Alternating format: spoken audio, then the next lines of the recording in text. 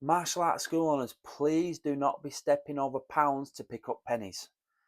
Your business, your school could be so profitable, could be so efficient. A single school could be such a great business. It could have fantastic levels of cash flow.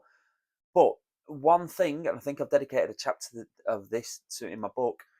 One thing I did, which I wouldn't do again because I didn't have the bigger picture really, when I first started my school, which was January 2004 at the time, it was a karate club. I was teaching once a week, then twice a week, then built it up that way and so on. Didn't really know much about running a business. And again, you may have heard me say this before, being a black belt or a master grade in your art does not mean that you're a black belt or a master grade in running a business. They're a completely different skill set. Of course, I'll be able to help you with that, but stay around to the end and I'll give you a little bit more advice on that. But yeah, don't be stepping over pounds to pick up pennies. So one of the big things that I did, and at the time I didn't realize it, I'd started to work in one primary school, then that rolled into two, then three, and then before I knew it, I had many primary schools I was working in, maybe three a day, 5 days a week, 15 primary schools. I then had to take on a full-time instructor, and then before you know it, they had 15 primary schools, and so on and so on and so on. Now, it was good in the fact that we were earning money when we weren't traditionally or typically earning money. So, your martial arts school classes normally open from 4, 5 o'clock onwards. So we were earning money from 8 o'clock till 3:30. Well, sorry, 8 o'clock till 4:30. Before school clubs, dinner time clubs, after school clubs, curriculum sessions, and so on. Now, that was good when you were looking at the P&L, and the accountant was always impressed. And to be honest, there was a little bit of ego there with me. I was impressed as well that we could be earning hundreds of pounds a day in school, each instructor, sometimes £500, £600 a day through teaching karate, which is fantastic. But I was missing out on the bigger picture. I was stepping over pounds to pick up pennies. Of course, the monthly cash flow, the weekly cash flow was good, but what I should have been doing, and what I always recommend to my mentees, have fantastic relationships with your primary school, definitely, but you should be using that as a stepping stone, as a diving board to enroll them into your full time school.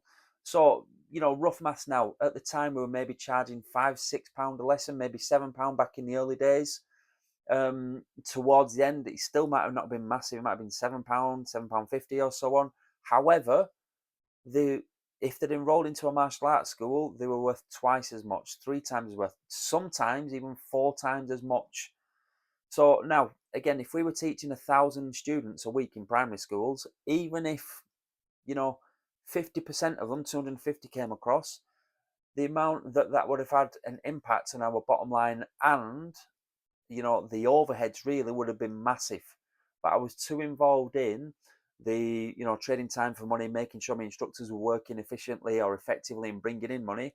But I wasn't seeing the bigger picture where I should have been bringing them across to the martial arts school where they would have enrolled at a higher price point, generally stuck around longer, and the parents would have seen what they were paying for.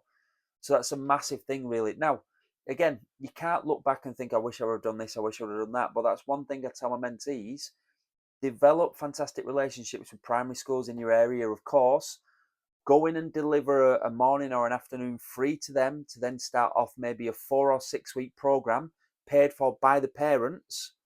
And then on the sixth lesson, they can then enroll into your martial arts school. And you're trying your best during that 6 week period or 6 lesson period to educate the parents as much as physically possible.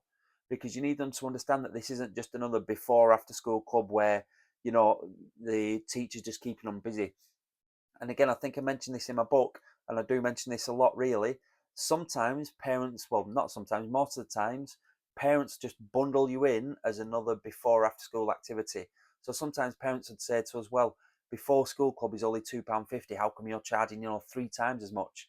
And then again, we'd have many scripts and we'd always do team training. Our basic answer was, well, before school club is they sat down playing with Lego or doing some colouring and maybe having a slice of toast. There's no teacher with them. There might be somebody there in the room, but they're not actually being taught anything. It's just babysitting service. And that's one thing that you continually need to do. Even in your martial arts school, you continually need to educate your parents on how important, how vital it is that they study martial arts to improve in all elements of their life, not just self-defense, not just fitness, not just technical ability, it's a development of transferable life skills that we're always looking to achieve there all the time. So yeah, don't step over pounds to pick up pennies.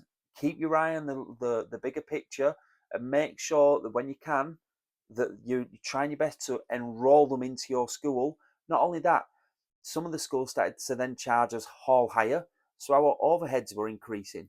Whereas if we would have brought them into our martial arts school, you know, that we paid the same monthly rent every single month, regardless if we held no classes or we held classes 10 hours a day, 7 days a week, and so on. Extreme example, but you know what I'm getting at there, don't you?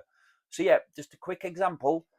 Don't be stepping over pounds to pick up pennies. I speak to lots of martial arts instructors that, you know, I can give them help and tips and guidance. And then before you know it, the charts then start pulling upwards, which is what I definitely want, because I want you to grow a successful business that allows you to live the lifestyle you want.